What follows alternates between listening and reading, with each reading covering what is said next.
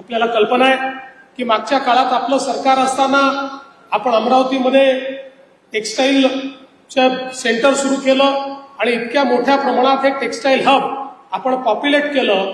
आज आपल्याला कल्पना आहे की ज्या MIDC मध्ये इंडिया बुल्सच्या व्यतिरिक्त काही दिसत नव्हतं, त्या MIDC मध्ये जवळजवळ सगळे प्लॉट संपले. तिथे मोठ्या प्रमाणात इंडस्ट्री सुरू झाली. अजून नवीन प्लॉट्स आपल्याला आता त्या ठिकाणी एक्वायर करावे लागले. आणि त्याच वेळी आपण प्रपोजल पाठवलं होतं माननीय मोदीजींकडे की मोदीजींनी देशामध्ये 7 टेक्सटाईल पार्क हे तयार करायचं ठरवलं होतं. त्यातला एक पार्क आमच्या अमरावतीला द्यावा आणि मोदीजींनी ते मान्य केलं आणि PM मित्राचा टेक्सटाईल पार्क आपल्या इथे आता सुरू झालेला आहे.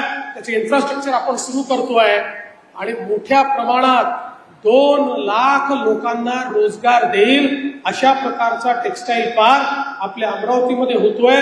आणि कापसापासून कापडापर्यंत आणि कापडापासून फॅशन पर्यंत सगळ्या प्रकारचं इंटिग्रेशन या टेक्सटाईल पार्कच्या माध्यमातून होणार आहे.